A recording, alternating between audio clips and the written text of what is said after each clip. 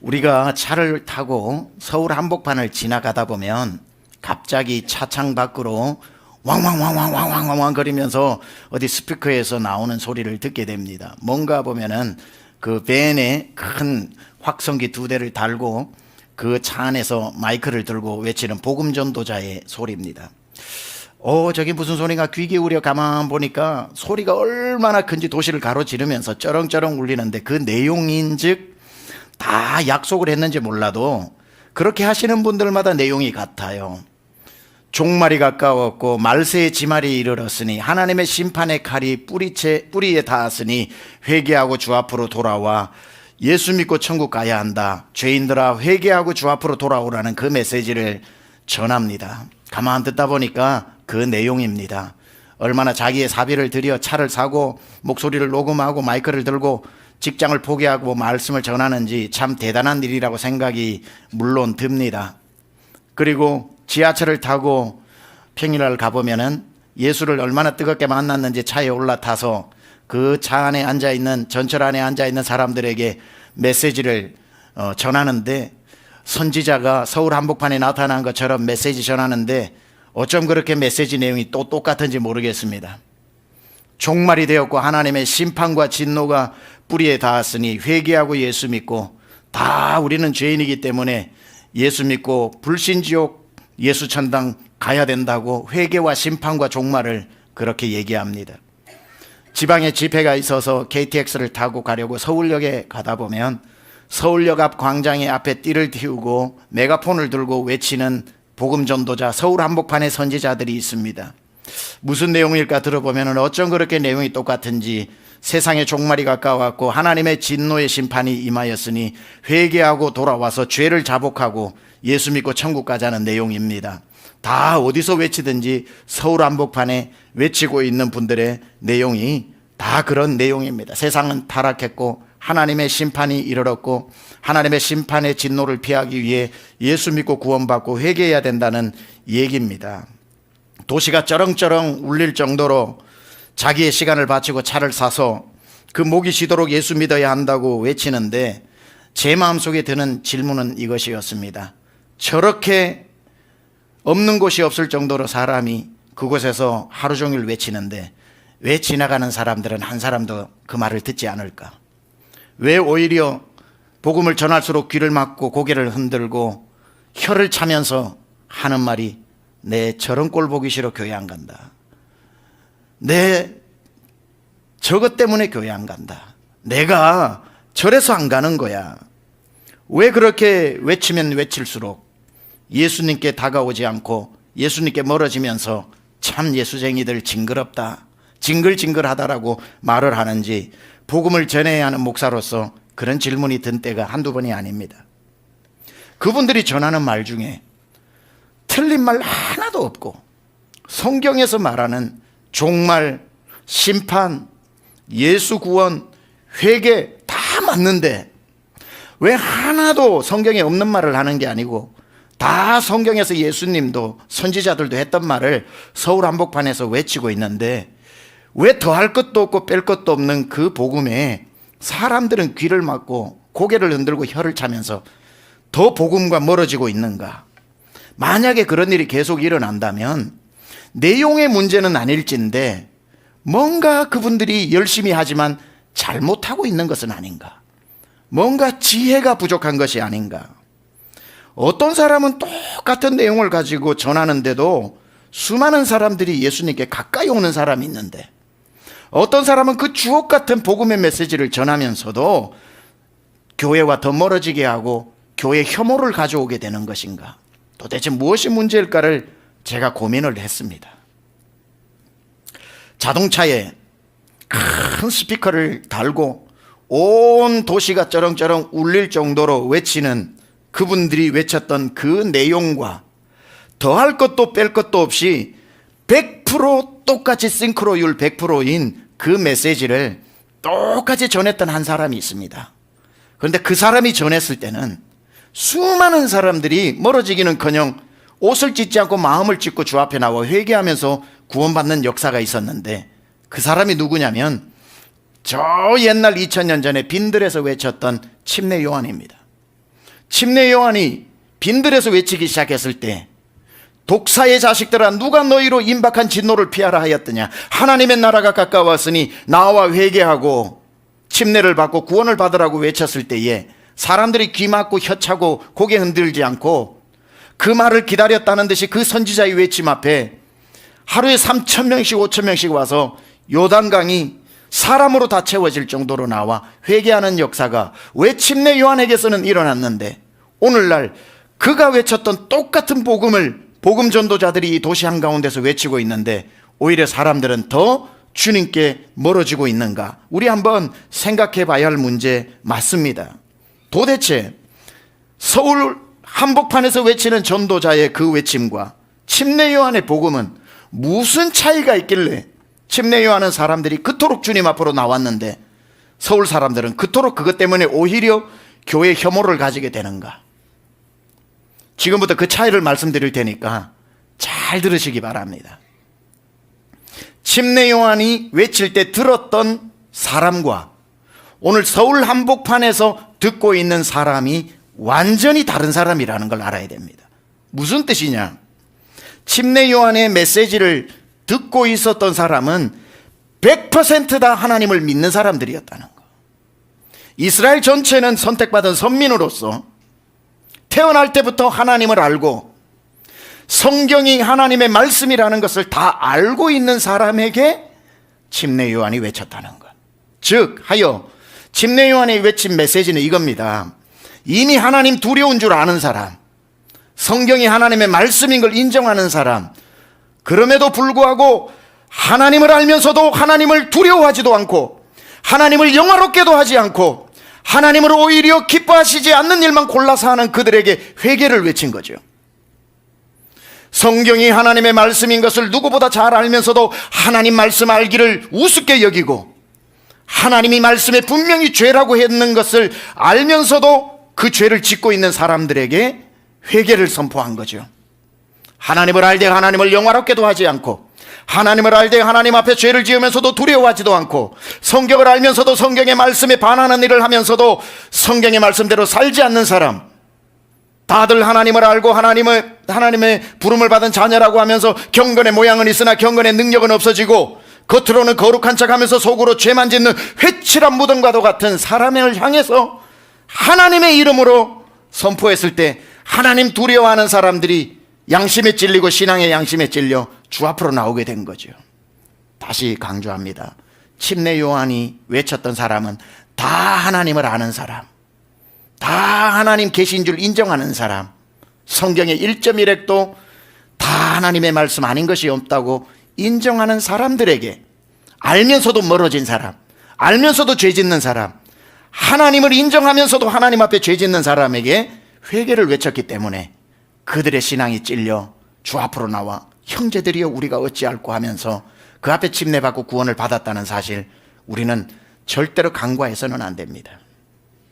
그들은 선지자를 인정했고 하나님의 존재를 인정했고 성경도 100% 믿었기 때문에 성경 안에 말하는 종말, 심판, 회개, 구원, 천국, 지옥 다 믿는 사람에게 선포했다는 사실. 그런데 서울역 앞을 지나가고 있는 사람은 하나님을 안 믿는 사람들이라는 걸 알아야 됩니다. 아무리 그 사람들 앞에 하나님이 이러신다, 하나님이 저러신다고 얘기해도 그들은 콧방귀 낍니다. 왜냐하면 야 무슨 말하냐, 하나님 없는데 무슨 소리 하냐. 하나님을 인정하지 않는 사람이 하나님을 두려워합니까? 하나님을 믿지 않는 사람 앞에 하나님의 이름으로 협박한다고 겁이라도 낼 것 같습니까?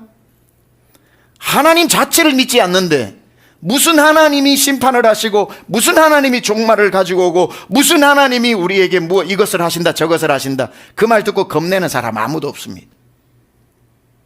성경에 이르기를 당신들은 죄인입니다라고 아무리 이야기를 해도 성경 자체를 안 믿는 사람들인데 아무리 성경의 무서운 구절을 가지고 와서 성경 가지고 그들을 공포 분위기를 조성해서 주 앞에 나오게 하려고 해도 귀퉁으로 듣습니다. 야 이 사람아, 나 성경 안 믿어. 아우 시끄러워 시끄러워. 저래서 교회 안 가. 무슨 차이가 있죠? 침례 요한은 다 하나님을 믿는 사람에게 하나님의 이름으로 책망했고 성경을 다 믿는 사람에게 성경으로 그들을 돌아오게 했지만 하나님을 전혀 믿지 않는 사람에게 나아가 침례 요한처럼 얘기해봐야 통하지 않는다는 거예요. 아무리 확성기를 가지고 천리 만리까지 들리는 소리를 해도 안 믿는 사람이 무슨 하나님을 두려워하고 성경을 안 믿는 사람의 성경 말씀을 듣고 찔린 바 되어 나오겠습니까? 물론 없지는 않을 겁니다. 제가 다 부정적으로 얘기하는 건 아니에요. 10만 명 중에 한 명 있을 수도 있고 30만 명 중에 한 명이 듣고 나올 수도 있겠죠. 29만 9,990명은 더 멀어지겠죠. 그런 어떤 태도에 의해서 혹시나 그 중에 지나가는 사람 중에 그래도 기독교 역사 120년이라서 예수 믿다가 어릴 적에 교회 다녀봤고 중고등부 시절에 학생회 회장도 해봤고 군대에서 침례까지 받아봤고 직장 생활하다가 세상이 바빠서 하나님 믿다가 멀리 신앙 떠나버린 사람이나 처녀 때 아가씨 때 예수 잘 믿다가 시집 와가지고 예수 안 믿는 사람이 지나가다가 하나님이 당신을 심판하신다, 성경에 이르기를 하나님께 멀어진 자가 오라고 얘기한다 얘기했을 때 하나님이 있었던 사람, 하나님을 믿었던 사람, 그래도 성경이 하나님의 말씀이 기록이라는 것을 인정하는 사람이 갑자기 그 말을 듣고 회개할 수는 있죠. 아, 주님이 이 방법으로 저분의 입술을 통해 날 부르시는구나.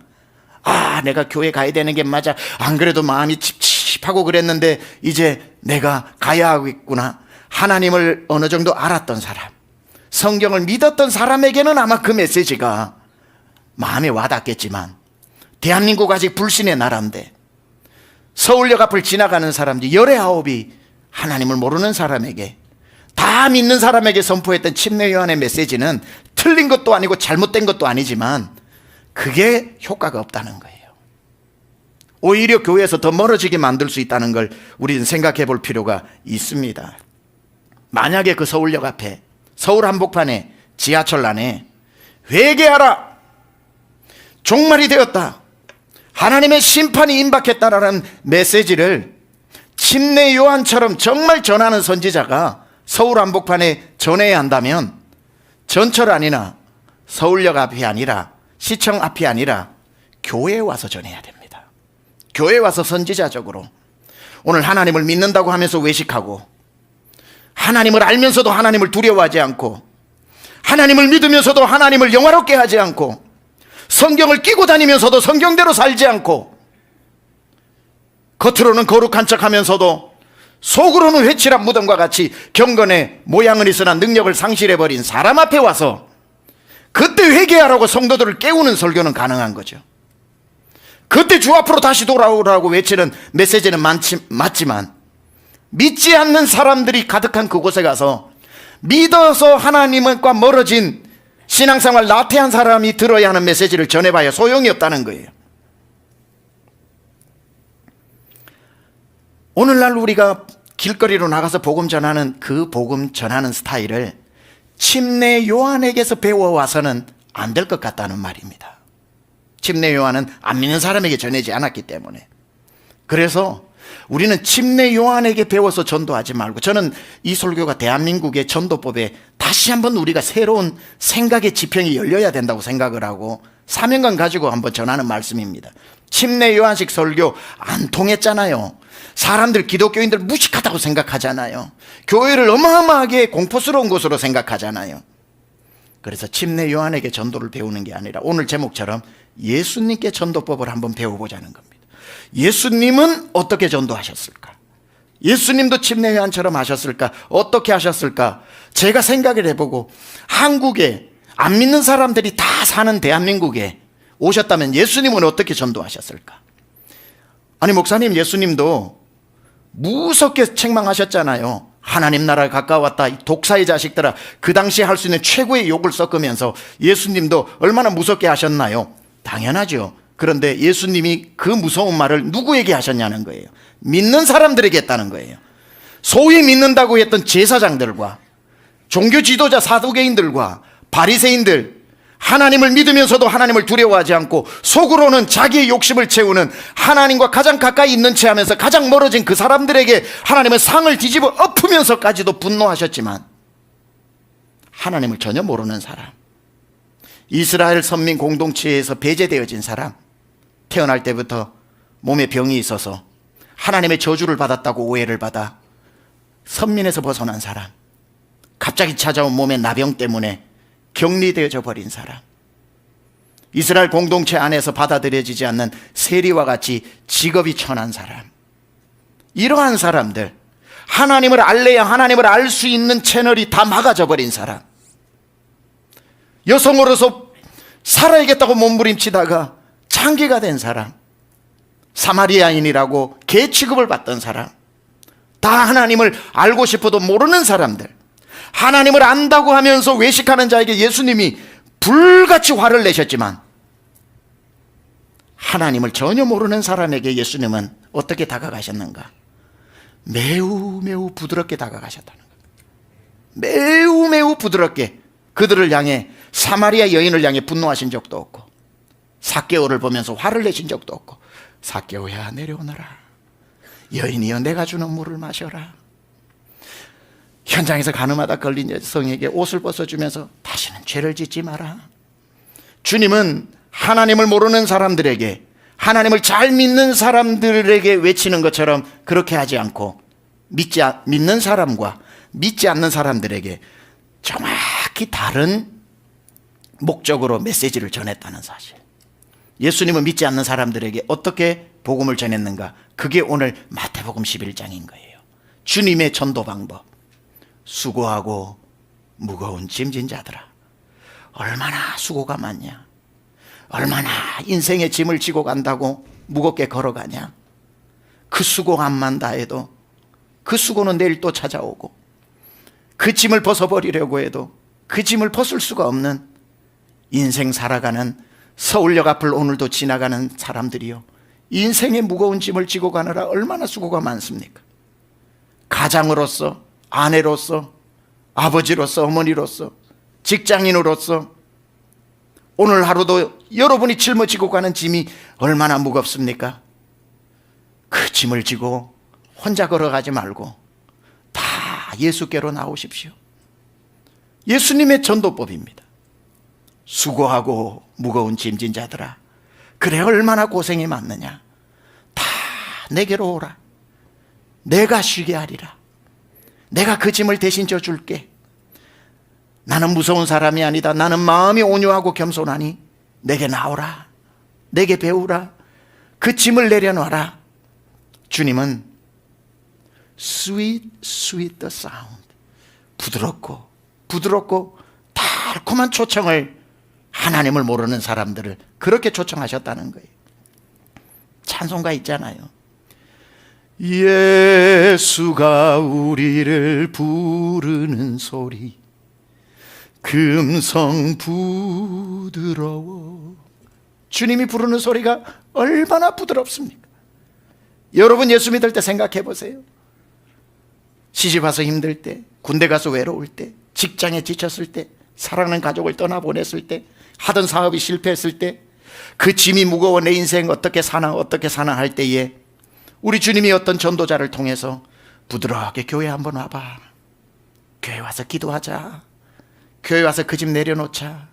너 힘으로 안 되잖아. 우리 주님한테 한번 맡겨보자. 우리 예수님 그 짐 다 져주신대. 부드러운 음성에 이끌려 여러분 나와서 그 짐 주 앞에 내려놓고 주님 주신 기쁨을 누리면서 오늘 이 자리에 있는 것 아닙니까? 이 중에 어떤 분 한 분이 그 앞에서 회개 안 하면 지옥 가! 그 말 듣고 무서워 나온 분 있을지 없을지 모르지만 몇 분 있겠습니까? 주님의 방법이 아니에요. 예수가 우리를 부르는 소리 금성 부드러워 오라 오라 방황치 말고 오라 죄 있는 자들아 이리로 오라. 어디로 오라고요?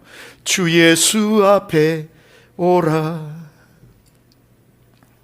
예수님이 그렇게 부드럽게 수고하고 무거운 사람을 초청했는데 왜 우리는 그렇게 무섭게 다가갑니까? 하나님도 모르는 사람에게, 죄가 뭔지도 모르는 사람에게 죄인이라고 백날 얘기해 보십시오. 알아듣나? 모두 지옥 간다 얘기해 보세요. 지옥이 무서워서 오나? 기분 나빠 떠나지. 틀린 말 하나도 없으나 예수님은 그 말부터 하시지 않았다는 거예요. 부드럽게 부르시는 데서 시작했다는 거. 여러분 나가서 리본 축제 전도하실 때 부드럽게 부르세요. 지옥 가기 싫거든 와 이러지 말고 부드럽게 불러서 오시면 무서운 얘기는 제가 다 할게요. 저한테 맡겨주세요. 아주 그냥 여러분 믿고 나왔는데 깜빡 속았다 할 정도로 무서운 얘기는 제가 다 할게요. 등골이 오싹해지고 목골이 송연해질 정도로 제가 한 주 한 주 죄가 뭔지, 왜 인생이 뭔지, 어떻게 우리가 태어나서 자라서 죽으면 천국 가고 지옥 가는지 무서운 얘기 무섭게 하고 친절한 얘기 친절하게 할 테니까 부드럽게 부르세요. 한 주 안 되면 두 주 되면 되죠. 우리 오늘 광고에 나온 것처럼 복음학교 제가 다 만든 교재입니다. 이렇게 와서 설교 듣다가 복음학교 들어오면 절에 다니는 사람도 예수 믿게 만들어놨어요. 예수 그리스도와 죄, 예수 그리스도와 십자가, 예수 그리스도와 부활, 예수 그리스도와 누리는 영광 4주만 해도 거기에 다 여러분이 전도하러 나가서 1, 2분 안에 할 수 없는 얘기 교회 나오면 다 복음 듣고 예수 믿게 되도록 되어 있습니다. 와서 앉아있어 보니까 야, 내가 예수 안 믿을 때 나보고 죄인이다 할 때 기분 되게 나빴는데 몇 주 설교 듣다 보니 아, 세상에서 말하는 그런 죄가 예수쟁이들이 말하는 죄가 아니구나. 죄에 대하여라 하면 예수님 말씀하셨죠. 너희가 나를 믿지 아니함이요. 아, 예수쟁이들 말하는 죄가 예수 안 믿는 죄, 불신의 죄가 가장 큰 죄구나. 하나님 안 믿는 죄가 사람이 지을 수 있는 죄 중에 가장 큰 죄구나. 어이구, 나는 태어나서 지금까지 하나님 안 믿었는데 그럼 이게 죄라면 나 죄인 맞네? 오, 하나님 안 믿는 죄가 제일 큰 죄인이라면 내 죽어가지고 죄인들 가두는 감옥이 지옥이라 그랬는데 지옥 갈 수도 있겠네? 또 몇 주 듣다 보니까 예수쟁이들이 말하는 죄는 세상에서 말하는 죄가 아니라 하나님하고 분리되고 끊어진 상태를 죄라고 말하는데, 하나님은 생명의 원가지이고 우리는 그 가지에 붙어있는 가지인데, 원줄기고 거기에 붙어있는 가지인데, 가지가 생명의 원줄기에 붙어있으면 모든 생명이 흘러와서 내가 사는 건데, 죄라고 하는 건 그게 딱 잘라져 가지고 원줄기에서 나온 가지는 며칠 있다가 시들어가지고 말라버려서 불에 던져져서 지옥 가는 것처럼, 아, 예수쟁이들 말하는 죄는 하나님하고 나오고 끊어진 상태를 말하는구나. 이렇게 살다가 죽으면 불쏘시개 지옥 가겠네. 어떡하지? 나는 저기에서 막 생명이 흘러나오는 원줄기에 붙고 싶은데 내 힘으로 안 돼, 내 능으로 안 돼, 벌어놓은 돈을 줘도 안 돼. 원줄기 대신 하나님과 가지된 내가 다시 붙는 방법은 예수님이 오셔서 십자가로 이것을 연결하고 내 죄를 하나님하고 나를 다시 십자가로 화목해 하고, 아, 예수를 믿는 순간 내가 갖다 붙는 거구나. 예수를 믿으면 생명을 얻고 풍성이 되는 거구나. 야, 그러면 그 예수 안 믿을 이유가 없네. 그러고는 예수님을 영접하게 되는 겁니다. 교회 와서 복음 듣고 예수 믿어도 되니까 친절하게 주님처럼 수고가 얼마나 많으세요. 인생 혼자 산다고 얼마나 노고가 많으세요. 짊어지고 가는 짐이 얼마나 무거우세요. 우리 교회 갑시다. 교회 가면 기도해 주는 사람 많고, 교회 가면 얼마나 여러분 기다리는 사람 많고, 우리 청년 중에 한 명은 그냥 예수 안 믿는데 왔다가 우리 권사님 누군지 모르겠어요. 한 분이 등을 이렇게 두드려 주시면서 잘 왔다 그러니 눈물을 흘렸대잖아요. 눈물을. 그렇게 오는 거예요. 길가로 나아가 부드럽게 데리고 오면 무서운 악역은 제가 다 할 테니까. 그렇게 주님의 전도법을 우리는 배워야 합니다. 예수님은 그 심판, 회개, 막 정말 이거는 회당에서 가르치시고 회당에서 외쳤던 말씀이시고 주님이 전도 여행을 떠나실 때는 병든 자, 슬픈 마음이 있는 자, 몸과 영혼 병든 자, 누구든지 부르시오. 예수 이름 부르시오. 주님이 다 찾아다니시면서 병에 짐을 짊어진 사람이요, 나오라. 병든 자여 내게 오라. 가난한 자여 내게 오라. 내일이 없는 자여 내게 오라. 가족을 잃어버린 슬픔을 당한 자여 오라. 직장을 잃어버린 고난당하는 자여 오라. 주님이 그렇게 부르시는 겁니다. 이사야도 얼마나 개혁을 외치고 바벨론 심판 앞에서 죄를 죄인 줄도 모르는 이스라엘 백성들에게 정말 그 무시무시한 무서운 심판의 메시지를 전하다가도 하나님을 모르는 백성을 부를 때 이사야는 부드럽게 불렀어요. 이사야 55장 1절에 보니 하나님 모르는 사람 어떻게 부르고 있나요? 오라 너희 모든 목마른 자들아 물로 나오라. 돈 없는 자도 오라. 너희는 와서 사 먹되 돈 없이 값 없이 와서 포도주와 젖을 사라. 이렇게 한국에 전도하는 사람이 많은데 침례 요한처럼 전도를 해서 사람들이 다 교회 무서워서 안 오고 무식해 보여서 안 오고 너무 자기들만 위에 있고 우리는 다 죄인들 덩어리라고 무시당해서 기분 나빠 안 오고. 왜 예수님은 그렇게 안 하셨는데 교회 안에서 제대로 예수 안 믿는 사람에게 외쳐야 되는 말을 예수도 모르는 사람들에게 겁을 주고 있냐고요. CCC 창립자인 빌 브라이트 박사님이 청년들에 대한 이 꿈을 가지고 하나님 저 청년의 때에 죄를 가장 많이 짓는데 청년들 한 명이 회개하면 인생의 전성기에 하나님을 만났으니 평생 하나님 앞에 헌신할 수 있다고 청년들 선교를 하기 위해 대학생 선교회를 만든 거죠. CCC를 만들지 않았습니까? 그러고 난 뒤에 청년들은 복잡하게 복음을 전하면은 듣지도 않고 도망가니까 하나님 앞에 기도해서 가장 심플하게 복음을 전할 수 있는 기도를 해서 받은 게 사형리입니다. 사형리. Four spiritual laws. 사형리 딱 간단합니다. 첫 번째, 하나님은 당신을 사랑하십니다. 그리고 당신을 향해 놀라운 계획을 가지고 계십니다. 두 번째, 그러나 우리는 죄를 지어 죄인이 되어서 하나님의 계획을 알 수 없게 되었습니다. 세 번째, 예수님이 오셔서 우리 죄를 대신해 주셨습니다. 네 번째, 그 예수님을 마음에 믿으면 우리가 구원을 받습니다. 네 가지입니다. 너무너무 간단하죠. 그런데 제가 유학을 가서 공부하는 중에 그분의 자서전을 읽게 되었는데 재미있는 에피소드가 그 책에 나오더라고요. 그 책에 보니까 빌 브라이트 박사님이 처음에는 사형리 순서를 그렇게 안 했대요. 사형리 순서를 그렇게 안 하고 맨 처음에 1원리를 당신은 죄인입니다. 두 번째, 그러나 하나님 당신을 사랑하십니다. 이렇게 가니까 청년들 앞에 가서 전도를 하는데 젊은이 시간 있나? 당신은 죄인입니다. 다 도망가 버려. 아니 없던 시간도 내줬는데 갑자기 붙잡고 죄인입니다. 그러니 기분 나빠 안 듣더라는 거예요. 하나님 앞에 기도를 하는데 하나님이 지혜를 주시더랍니다. 순서를 바꾸라고. 하나님 당신을 사랑하십니다. 그러니 앉아서 듣더랍니다. 당신을 향해 놀라운 계획을 가지고 있다고 그러니 궁금해하더랍니다. 그런데 우리가 죄에 빠졌다니까 그래서 계획을 못 이룬다고 하나님이 못 이루신다고 하니 궁금해서 듣더랍니다. 얼마나 많은 청년들이 그 CCC 대학생 선교를 통해 주님 앞으로 돌아오고 인생 불꽃 같은 인생을 하나님 앞에 드리고 우리 여기 앉은 우리 장로님, 집사님, 권사님들 중에 CCC 출신들 얼마나 많습니까? 그 네 가지가 1원리가 무조건 죄인입니다로 가야 합니까?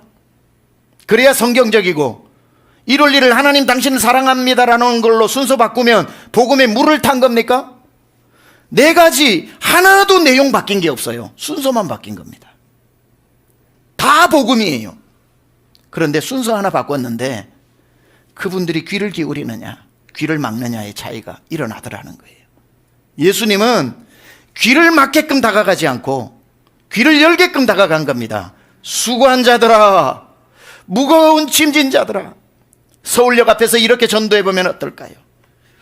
오늘도 인생의 무거운 짐을 지고 가는 여러분, 오늘 타는 이 기차가 대전에 내리고 부산에 내려도 여러분의 그 짐을 대신 내려줄 수 없고 밤이 오면 그 무거운 짐을 지고 다시 집으로 들어가야 하는 얼마나 수고가 많으십니까? 한 가정의 가장으로 사느라 얼마나 고생 많습니까? 한 사람의 어머니로 사느라 얼마나 고생 많습니까? 내일 해고될지 모레 해고될지 모르는 직장, 불안한 직장 다니느라 얼마나 수고가 많습니까? 여러분의 그 짐을 무슨 노력으로도 벗을 수 없지만 예수님 앞에 가지고 나오십시오. 예수님 다 가지고 나오라고 그랬습니다. 이 지긋지긋한 짐을 언제까지 지고 가시렵니까? 주 앞에 들고 나와 그 짐을 예수님께 맡기십시오. 예수님이 우리에게 그토록 원하던 평안과 안식과 쉼을 주신다고 했으니 예수님 앞으로 나오라고 부드럽게 다가가면 어떻겠냐는 말입니다. 이 짐진 자를 부르시는 예수님의 방법은 신묘막측한 방법이더라고요. 왜냐하면 이 세상 통틀어 그 어떤 나이에 상관없이, 성별에 상관없이, 인종에 상관없이 인생은 다 자기만의 짐을 지고 무겁게 살아가고 있더라는 거죠. 짐진 자들아라고 했을 때 나는 짐 없는데 할 사람이 없더라는 거죠. 모든 사람을 초청하는 예수님의 신적인 지혜입니다. 오늘도 이 서울 한복판에 짐 지고 가는 사람 얼마나 많아요. 직장 다니면서 가장으로 가정을 이끌어야 하는 가장이라는 한 어깨의 짐, 직장이라고 하는 한 어깨의 짐이 날마다 짓눌러 40대 50대의 아버지들 보면은 전부 허리가 숙여지고 어깨가 젖어 짐입니다. 짐. 해 뜨기 전에 출근해서 해 지고 퇴근하는 그 수고가 얼마나 큽니까? 아이들은 커가는데 돈 들어갈 일만 남았는데 직장에서는 이제 은퇴할 때가 되어가니 눈앞이 깜깜하고 이 수고 암만 하여도 내일 이 수고의 짐을 벗어버릴 수 없어 무거운 짐을 지고 터덜터덜 걸어가는 여기에 40대 50대 가장들이 얼마나 많습니까?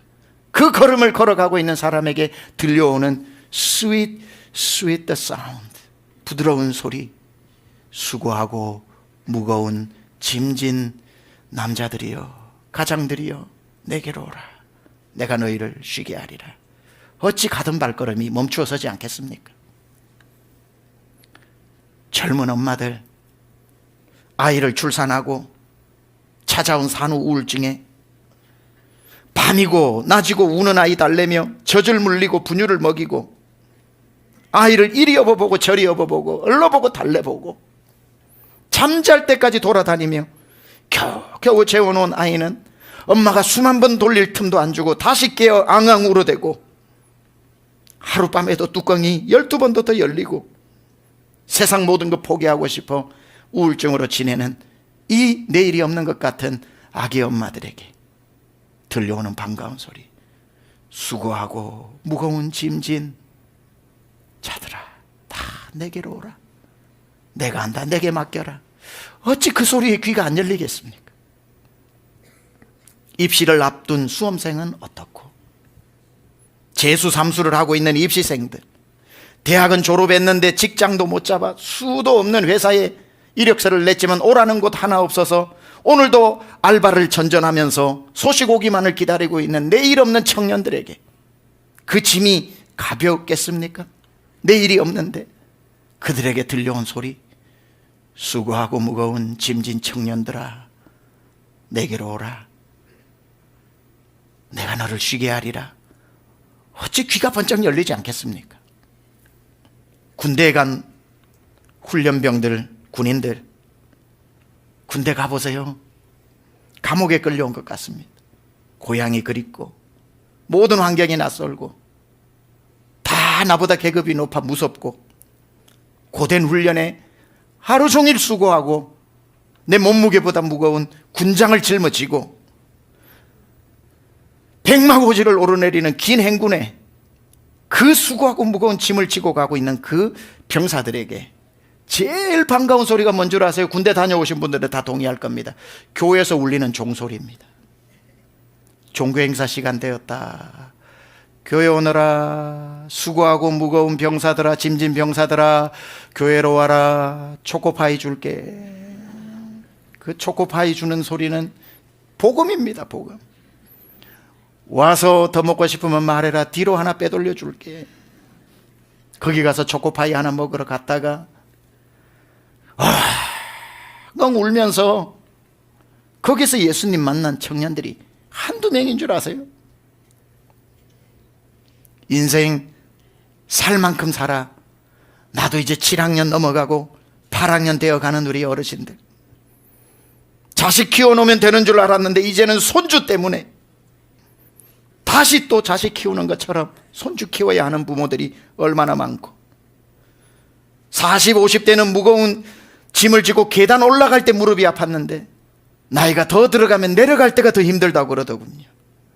올라가도 힘들고 내려가도 힘든 계단을 아직도 가벼워지지 않은 짐을 지고 허리 한번 펴지 못하고 집에서 일하고 밖에서 이 나이 되도록 직장 생활하면서 인생이 다 저물어가는 황혼의 노인들에게 들려오는 소리, 수고하고 무거운 짐진 자들아 내게로 와라.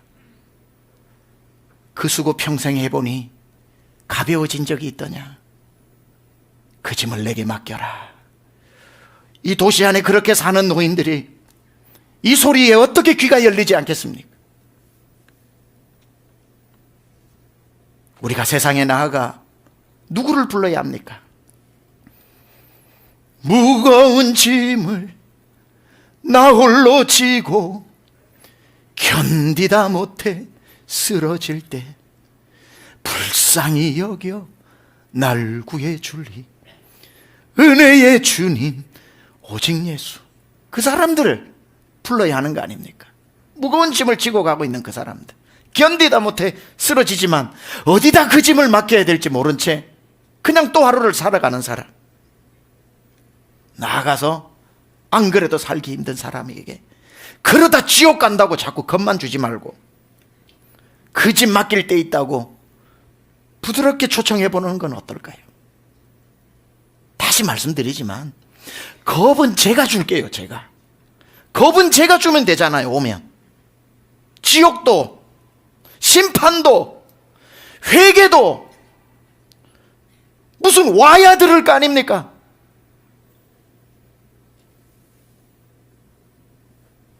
예수님처럼 불러야죠. 침례요한, 다 믿는 사람에게 외쳤던 침례요한의 전도법을 착각해서 적용하지 말고, 예수님도 회당에서 교회 앞에서는 대충 신앙생활하는 사람들 독사의 자식이라고 오늘도 야단치시겠지만, 예수님 모르는 사람에게는 수고하고 무거운 짐진 자들아, It's okay, come to me. It's okay, come to me. Bring me everything you have. 네가 가진 모든 걸 가져와라. 그래서 아유 나는 예수도 모르겠고 뭐 아무것도 모르겠지만 이 짐 누가 져준다니까 이 짐이라도 좀 맡기자고 교회 왔는데, 와서 앉아가지고 있어 보니 생각보다 교회는 무서운 곳이 아니고, 생각보다 교회에 앉아있는 사람 무식한 사람들 아니고, 누구 하나 세상에 힘들 때 등 한 번 두들겨 준 적 없는데 와서 생면부지의 사람이 잘 왔다 손잡아주고 등 두들겨주고, 그 청년 등 한 번 할머니가 두들겨 줬는데 울었대잖아요. 이렇게 와서 보니 예수는 모르겠지만 마음 하나는 편하다. 예전에는 나 혼자 살아야 되는데 기도라도 해준다니까 그만이 다행이다. 한 주 나오고 두 주 나오니 쉼을 얻고 평안을 얻다가 앞에서 저렇게 떠들어대는 사람 무슨 말인지 단 한마디도 못 알아듣겠는데, 수면 보충하던 시간이었는데 점점 한마디 들리고 두 마디 들리고 세 마디 들려가지고 듣다 보니 앞에서 이런 말 하네요.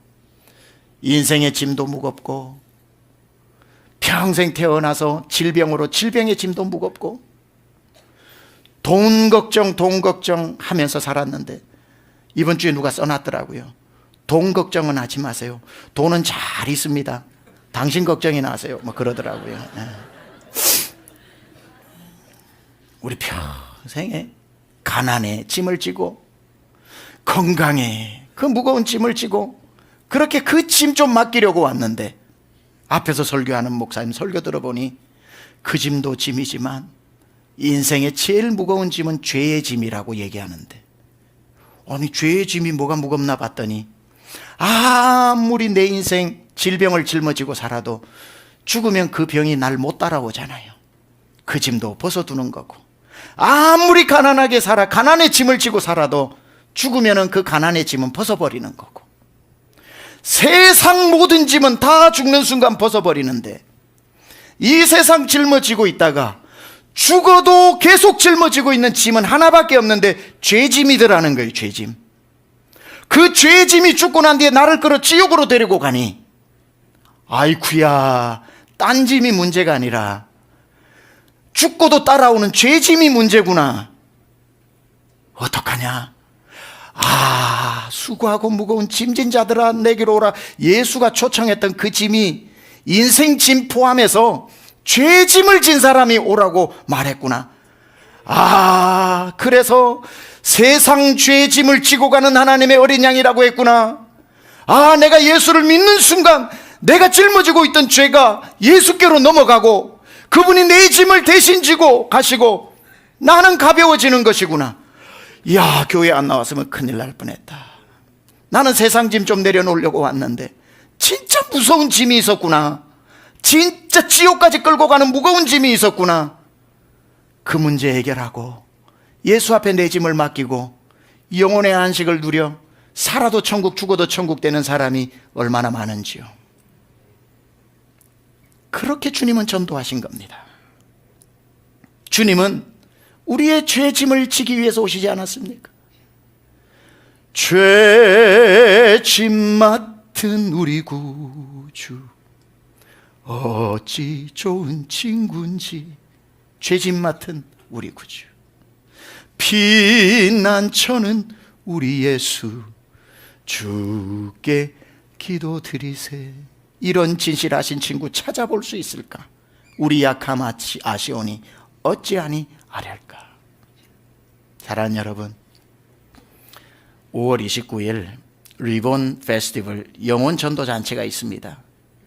왜 여러분은 그 인생의 무거운 짐을 지고 갈 때 부드러운 누군가의 손에 이끌려 나와 그 짐 맡기고 죄짐까지 해결받아 이렇게 행복하게 사는데, 전도는 교양 과목이 아니라 필수 과목인데 믿는 자는 무조건 전도에 힘써야 하는데, 오늘도 저 서울 한복판에 터덜터덜 인생의 짐을 지고 가고 있는 사람 주님 앞으로 초청해야 할 텐데, 여러분 29일도 전도잔치, 28일도 차세대 우리 청년들 전도잔치, 27일 금요일 저녁 박효진 장로님 오셔서 하나님이 고치시지 못하는 사람 없다 전도잔치, 26일 김창욱 교수 크리스찬입니다 와서 전도잔치, 25일 저녁 연예인들과 함께 컨설트. 왜 연예인 불러가지고 전도잔치 하냐, 그런 소리 하지 마세요. 그분들 다 간증이 있는 크리스찬들입니다. 그분들 모시려고 엄선해서 크리스찬들, 간증이 있는 사람들, 그저 예수도 안 믿는 크리스찬 한 명 세워놓고 머리 숫자 채우기 위해서 티켓 파는 거 아니에요. 부드럽게 초청하여 그분들의 주님 만난 이야기 듣고 마지막 순서로 제가 오늘 이 복음을 전하는 겁니다. 그래서 티켓을 여러분에게 파는데 이제 김창욱 교수 건 다 팔려버렸어요. 지난주에. 수요일도 얼마 남지 않았습니다. 전도하시기를 원하시는 분은 구입하셔서 전도하실 분만 사세요. 수요일도 목요일도 금요일도 토요일도 당일날 5월 20일 주일까지 무거운 짐진 자들 주님 앞에 나와 세상 짐 내려놓을 뿐 아니라 죄짐까지 내려놓고 주님 만나는 영혼의 잔치가 일어날 수 있기를 우리 주 예수 그리스도 이름으로 축원합니다. 하나님, 무거운 짐을 지고 인생 살아갈 때 부드러운 주의 음성을 듣고 제가 우리 강남중앙침례교회에 나와 주님 만났습니다. 오늘도 어디로 가는지 모르고 얼마나 무거운 짐을 지고 있는지도 모른 채 한 해 한 해 나이가 들어갈수록 그 짐이 짓눌러 허리가 굽어지는 그 인생들 앞에 수고하고 무거운 짐진 자들아 다 내게로 오라는 주님의 그 전도의 법을 가지고 나아가 그들을 주님 앞으로 인도해 인생 짐도 내려놓게 하고 죄의 짐도 내려놓아 이 땅에서도 천국, 죽어서도 영원한 천국 누릴 수 있도록 하나님, 우리 모두가 그 마음으로 나아가 우리가 아니고는 안 되는 영혼을 초청하여 복음 듣고 구원받는 역사 일어나게 하여 주옵소서. 주여, 우리를 사용하여 주옵소서. 예수님의 귀하신 이름으로 기도드려 싸움나이다. 아멘. 일어나 찬양합시다. 예수가 우리를 부르는 소리. 예수가 우리를 부르는 소리, 그 성문으로 문 앞에 나와서 사면을 보며 우리를 간절히 오라고 부르실 때에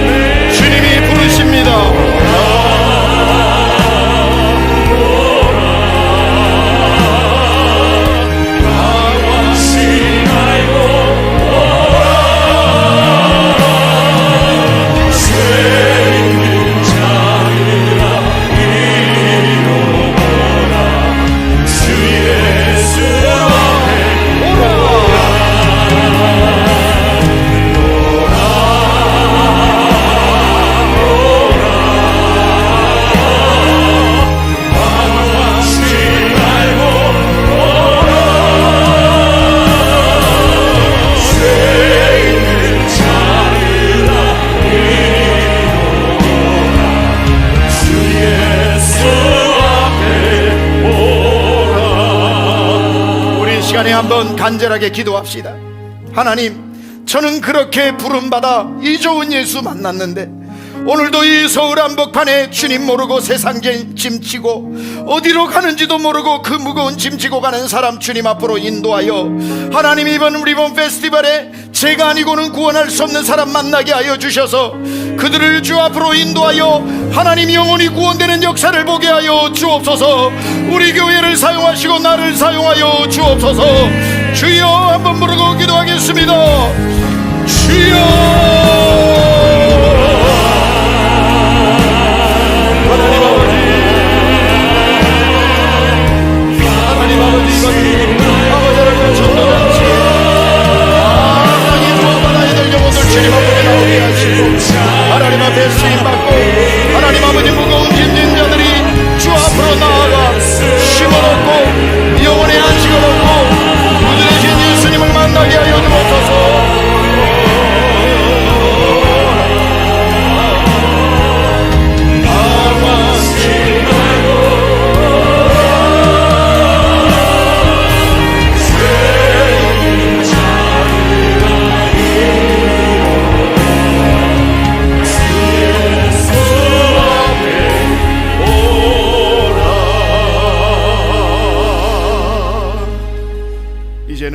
예수 그리스도의 은혜와 하나님 아버지의 놀라우신 사랑하심과 성령님의 감화 감동 내주 교통 역사하심이 무거운 짐진 나를 주께서 기쁘게 부르셔 구원 주신 것처럼 이제는 짐진 자 갈 길을 몰라 걷고 있는 사람을 찾아 나서 주 앞으로 인도하고자 결단하고 다짐하고 은혜 받은 사랑하는 성도들 가정과 기업과 자녀들과 주신 직장과 사업과 허락하신 직분 위에 그리고 이제 새롭게 출범한 이 나라의 새로운 지도자들 위정자들 위에 그리고 이 나라 이 민족 대한민국의 모든 교회들과 목회자들 위에 그리고 선교 현장의 선교사님들 위에 지금부터 영원토록 함께 하옵시기를 간절히 축원하옵나이다.